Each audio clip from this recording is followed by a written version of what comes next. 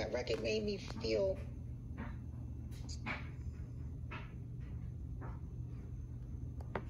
something like I could have something, but I couldn't get my hands on it, but like I could have something. My life in the sunshine was something I wanted.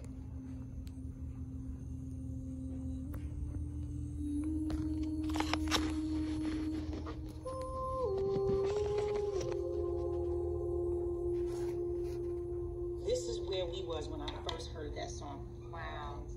This little girl is the person that heard that song. That's what Daddy listened to. Yeah. Dad was about that music life. He made sure we could digest every kind of music he loved or he liked, and both of them. My dad had Grateful Dead albums. Yeah. Like, we would go look at his music and it'd be all types of shit in there. Big heavy funk and rock and roll. Like, I was like, heavy funk and rock and roll? What is that? Yeah. That's what Daddy listened to. Yeah. And that's what molded and shaped you into what you do today. The influences of your past, your roots. Yes. Wait. Yeah, this is Hastings. I was 4, Altamaya was 5. And when we was about 7, we moved to Slola. My parents had gotten divorced, and my dad, he was my friend, you know. I really loved him. And so when he was gone, it was very sad for me. We moved to a violent environment, and it was rough for my mom as a single parent mom trying to raise 2 girls. Mommy. Beautiful mother. My mom. Although we had love, my mom and my sister and I, from the first day we moved there, we had to fight the kids in the neighborhood. And in that environment, I don't know how, but she did it. She was a nurse, so she wanted to take care of her family. But she sang too. My mother used to sing around the house and dance and everything. So that's why Mary get all her little dances. She would play the staple singers and Gladys Knight or Aretha Franklin and walk around the house singing the cleanup woman. A cleanup woman is a woman who gets all the dirty girls and leaves behind. Anything my mom did, she would sound just like her. She was so beautiful to me. I just always wanted to be her. I wanted to look like her. I wanted to sing the way she did. I'll go to the mirror with a brush, sing, and try to mimic anybody my mother listened to.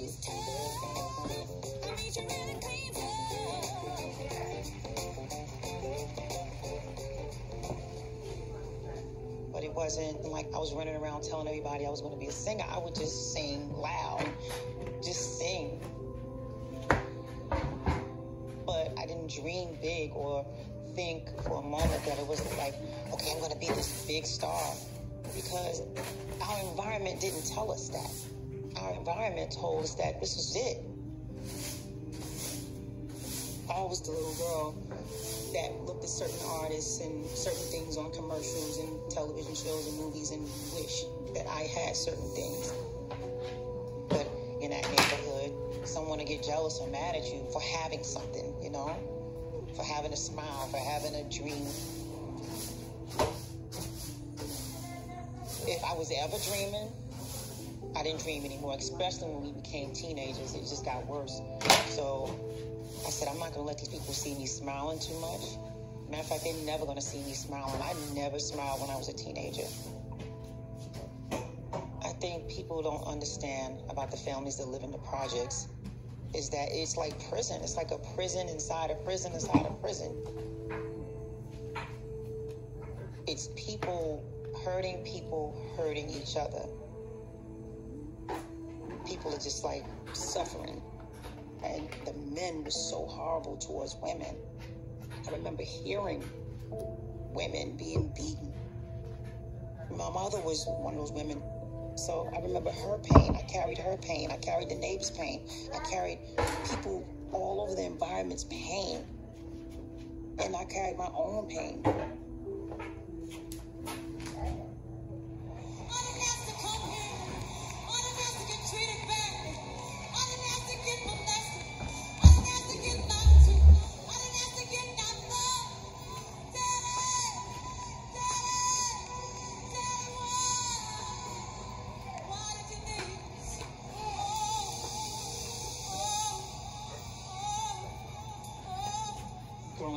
environment like that.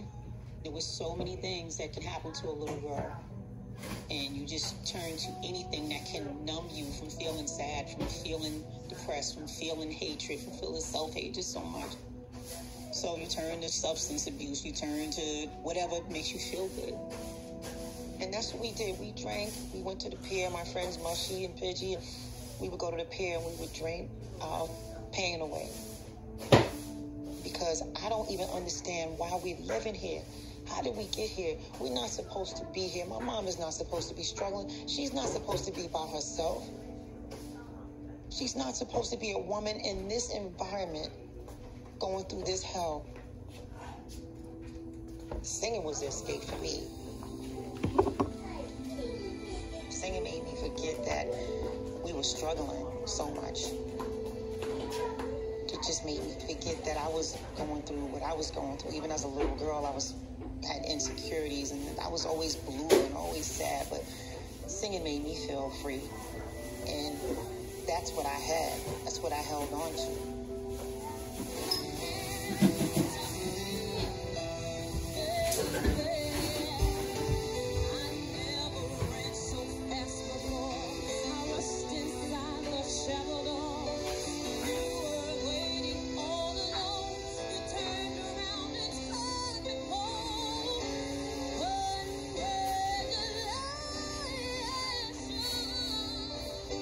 Never was afraid to sing. Like, I mean, she used to sing outside and just do like she never was shy.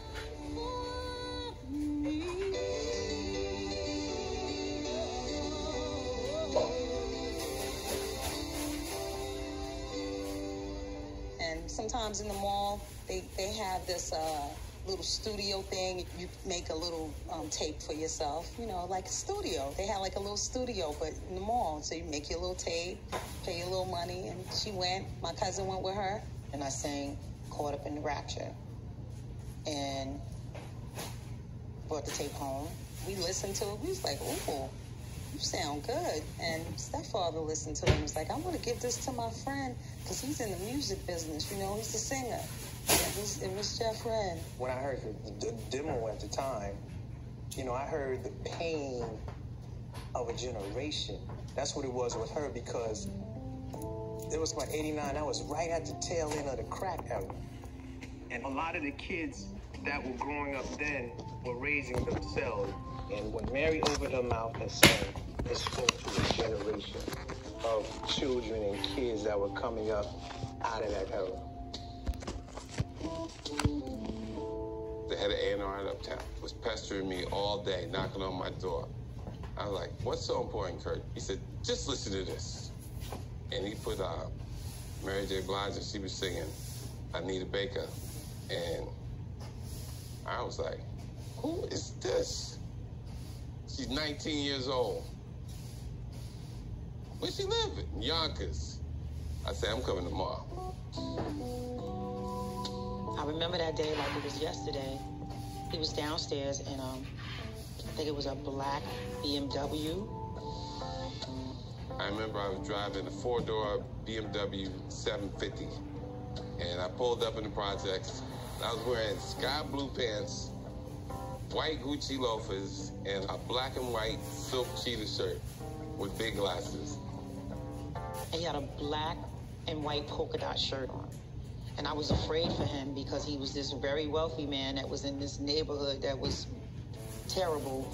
And I was like, you know, come on, come on, Andre, waving him across the street. So we got on the elevator, came upstairs, and he said, sing.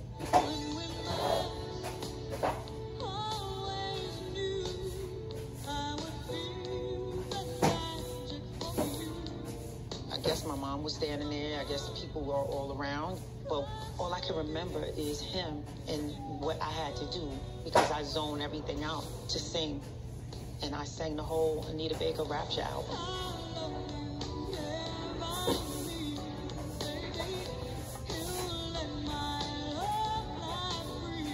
And he was just staring at me and going, oh my God. I remember saying to Mary, her mother, and her sister, that your daughter Mary, she's going to sing for royalty. Your daughter Mary, she's going to be down with the kings and queens of rock and roll. I was like, yeah. Right, because at any moment, somebody could just pull the rug up from under you. That's the environment we lived in. Whether or not she believed all of it could come true, I believe in her heart, with that talent she had, she knew that she was destined for something bigger than being in the house.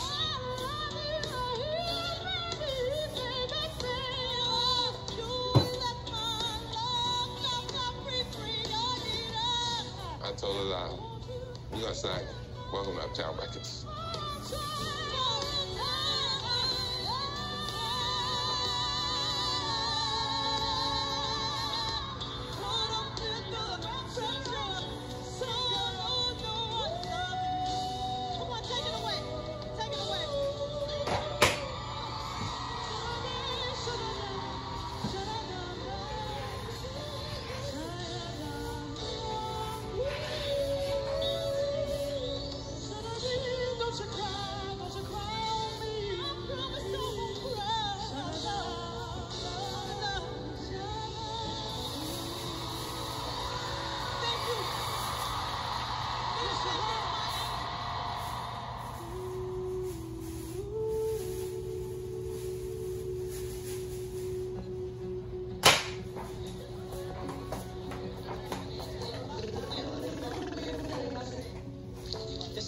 First for me, second for me, if it works. So many people around me knew what was coming, knew what I had in me.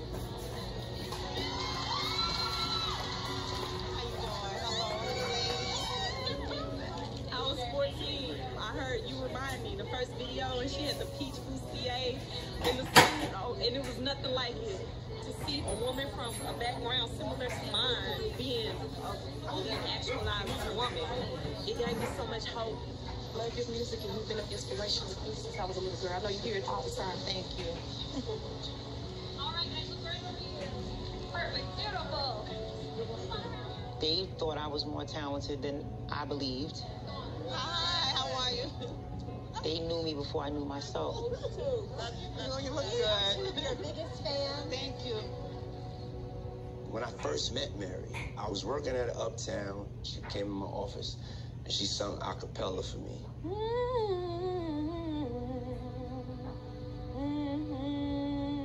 It was just this raspy, like gutter, ghetto tone, pain, like just everything that was going on, because there was a lot of pain in the streets.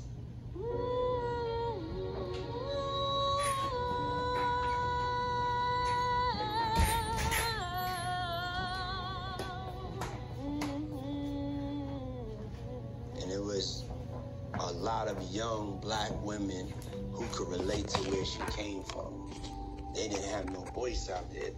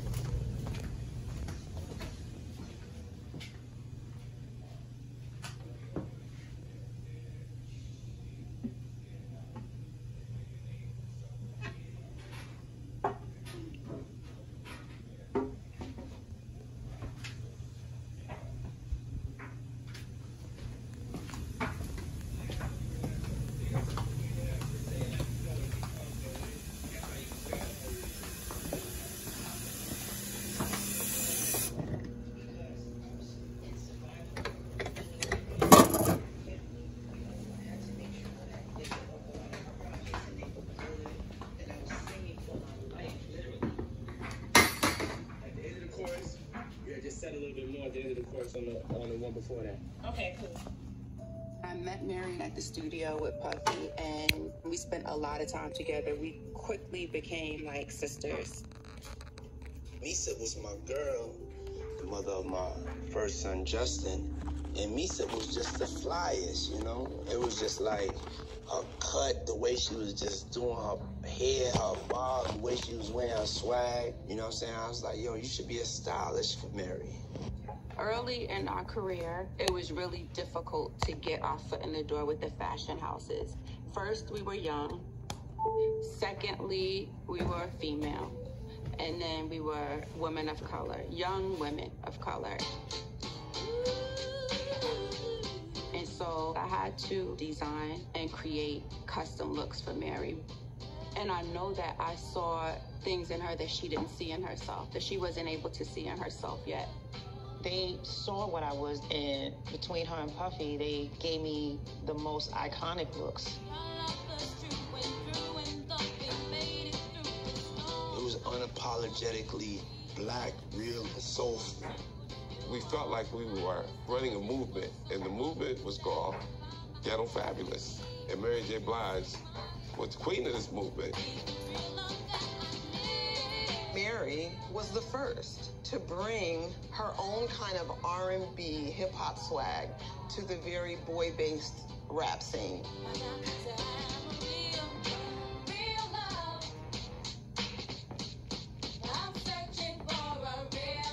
There wasn't a lot of R&B singers singing over hip-hop tracks. So that alone right there was like, oh, okay, we can, we can groove to this. We can do our dances off of this. This don't sound like our mama's music, but she's singing, so mama might like it too.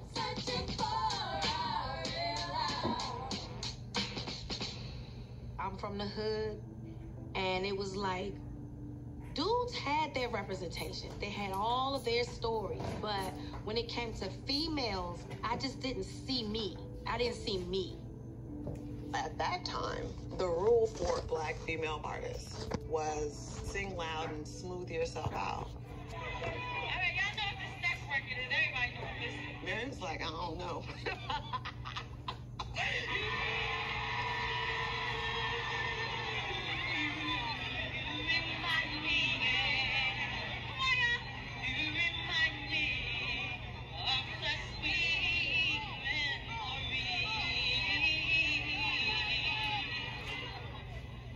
Sunday, no bodyguards, crowd's like right there. You know, we're all like, this is gonna be great, because the record's out, it's playing. If you're in hip hop, you know it, she's not pop star yet, but she's on her way. We went into a lane that nobody was at. So the type of fan hysteria and her connection with women was crazy.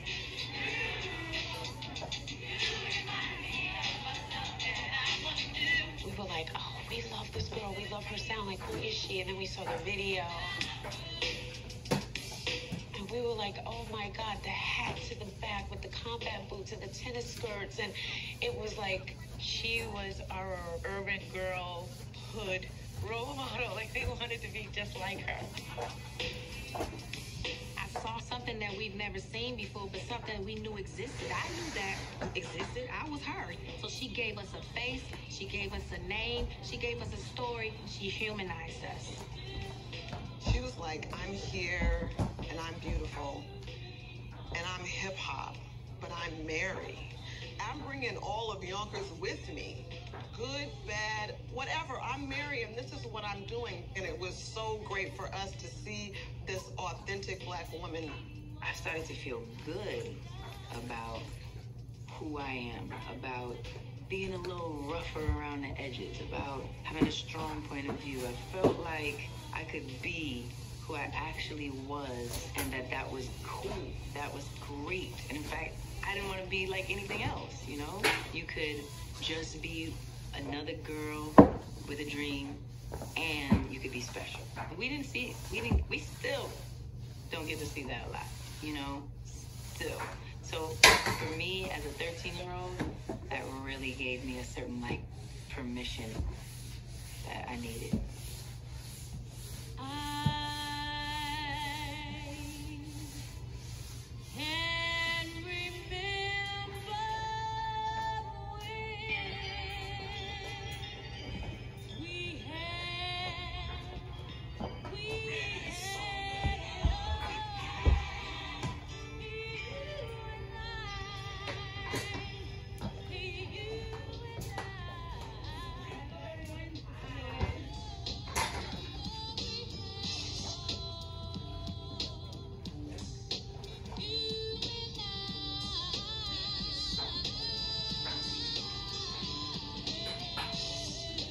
Back then, people put speakers in the windows and blast through the whole block.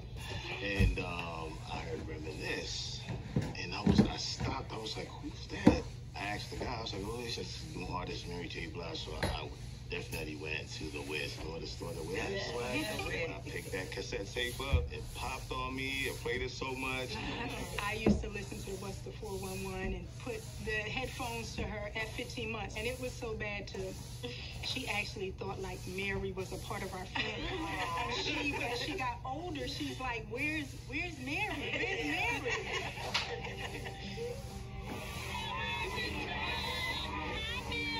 I feel like I know her personally.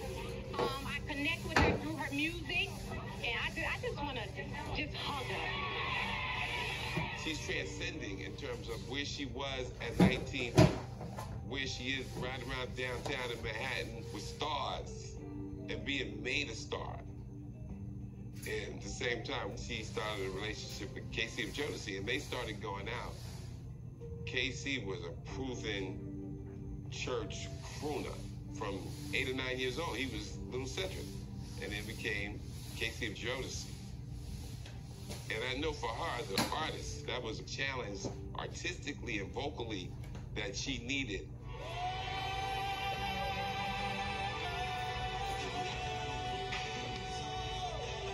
Because she's a kid who grew up singing in the house. So now she goes out with a guy, they can sing in the house. And she can hear how strong she is.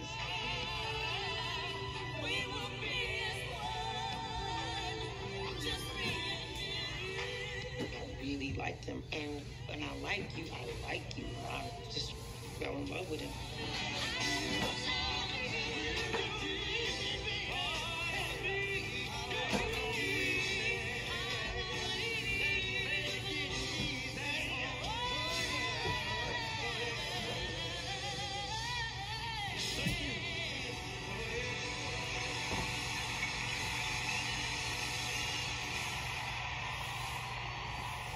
So I think what Puff gave her an enthusiasm, KC and the experience with Jodeci gave her the self-confidence to know that I'm as good as this. But these dudes is amazing. So I think all those things at the same time, one, probably gave her self-confidence, and two, probably left her confused too.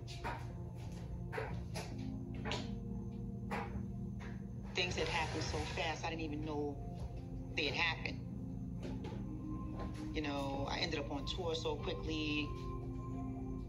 I ended up selling all these records and doing platinum parties. It was like I was just moving and didn't know what happened. I just was there. My body was just there. You know, you take a kid out of the projects, you sold 2 million albums. Now you gotta, you know what I'm saying? Now you gotta go here, you gotta go there. And you're like, what? Everything just went. And it went very fast to where I could tell it was exciting for her, but I can also tell it was a little scary. It was kind of like, you know, so what is this? How about this? I'm afraid of it anyway. Whatever it is, I'm fucking scared to death of it. So I'm scared to death of myself. So whatever it takes for me to be comfortable. I need to drink some more. I need to do some more coke. Whatever I need to do to loosen up and try to take this in.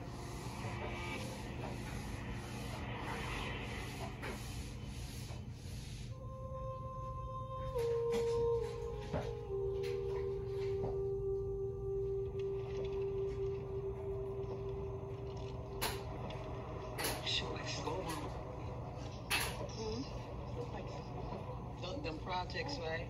That's how all the projects look. I think Slow Down may look worse. I remember hearing myself for the first time on the radio. I think I said, "Thank you, Jesus." I knew I was going to be able to get my mom and my sister, my family from out of the projects. But I don't remember feeling happy. There was definitely a transition, I think, for all of us, for our whole family, from going from dealing with the day-to-day of living in the projects to one day hearing Mary's records on the radio, but we still lived in the projects. Then the next thing, you know, like we're moving to a suburb. It was extreme. It was an extreme transition.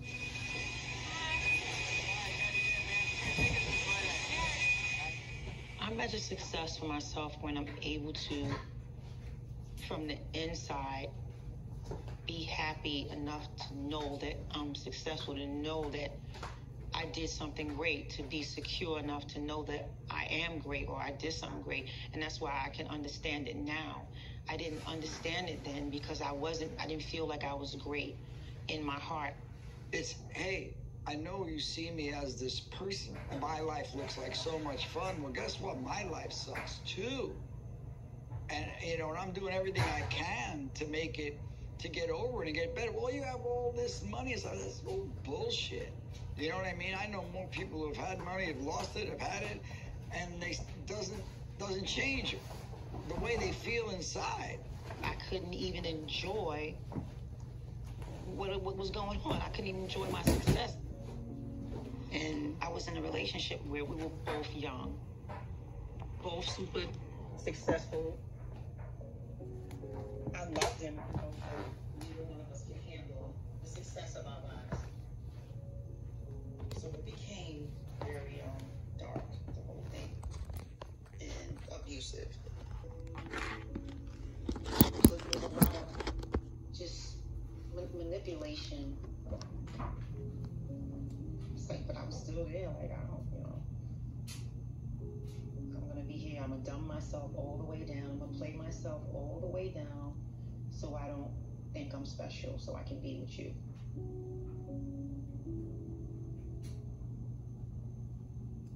When I first met Mary, she had on, I swear, you had a sweatsuit on with the little tweed bucket jump, and the Timberland jumps on, Joe. And it was in the corner like this. I said, man, I'm not saying nothing to her, yo. You know, whoop everybody head up in this song, yo. When it came to production, I was pretty much new to the game. I had a couple of records out at the time. And then Pump comes to me and he's like, yo, I got this record to do with Mary. If you want to do it, let's do it. So many people coming up to me and they be like, you gonna be all right with the sophomore jinx? The sophomore jinx, you know, the people don't usually come out with an album that don't be in their first one. That's when I hooked up with Chucky and Bug. Can't stop the Bug Rush. I was 23 years old. I'm writing for different artists. And here comes Puppy, like, yo, I need this record for Mary. I'm like, okay, cool. First time we met, she was so cool. Elevator door opened up. She's in there with security. I came through there and my, yo, I said, we about to make history. We about to make some crap. She was like this. Oh, really? Well, we gonna see. I said, okay, cool. I said, watch. Watch, Mary. You about to change the whole game. And the rest is history. I always made it where I controlled the environment. It's like I didn't really trust people, so I didn't like a lot of people around unless I knew them and we were really, really close. I wasn't even looking at Mary as a, you know, as this big artist. I looked at her in the light of being like my extended sister, and I just wanted to make sure she had that royal, but yet still grounded hood feeling about the songs that we were, or that I was delivering to her. At that particular time, you know, was the early 90s. So a lot of music that was happening at that time reflected 20 years back, which was the 70s, which was really like a lot of black exploitation films and just that energy of street music and street life. like we embody that. We both from the same hood or whatever you want to call it. It's people that are in that, it's not all good all the time. So when you find somebody that's good, it's like, man, you know what I'm saying? It's good out here now. So I'm gonna be real. When that first 411 album came out, and I know that Puff was pushing the fashion thing, and it was like a little hardcore. I said, hold up, y'all. It's more to her. And so I guess from the songs and the way I was coming with that music, that was where my brain was at. You was dead on with that shit. You was dead on with the dark that I was living. You was dead on with the street that I came from. You was dead on with all the shit that I was. What's the wrong was dope. It felt good. It was great. It was all the stuff. But by the time I got to this My Life part of my life, I was all fucked up.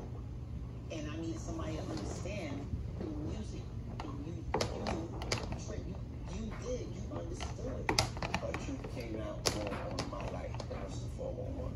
Mr. 411 came out real dope. But then when we went to this another level of truth, My Life was a whole different thing. The Be With You track jumpstarted the whole feeling. When I heard that, Puff came to my house in Jersey, and he was like, yo, I got something to hear. He was just like, all antsy and, excited. So I get in the car with Puff, and it starts, and it just grabbed everything that I was feeling. And I just I may have started writing it on the spot.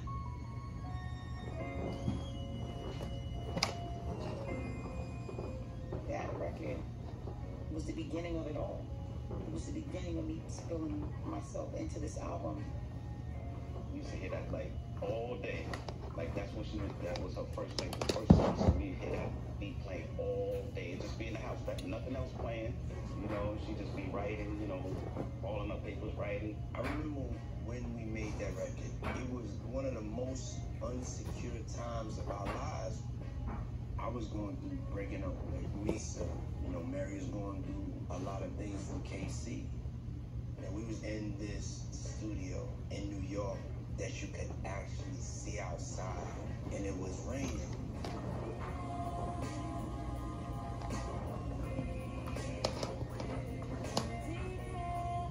And it was one of those days where you're walking around with the tears all up in your eyes. We was kids that was just heartbroken. You know what I'm saying? Really, Misa was my heart. Casey was her heart. And me and her in the studio looking at each other crying.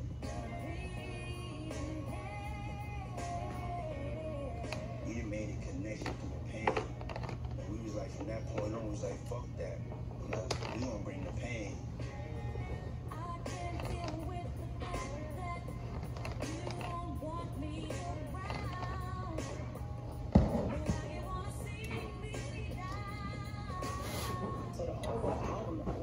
Album is please love me, don't go, I need you. It was a cry for help.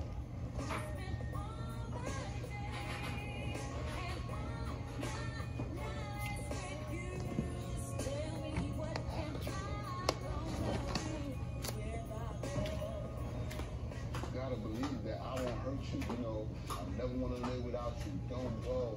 She was going through those things. So we're going to write about it. And we're going to bring that out. Bob!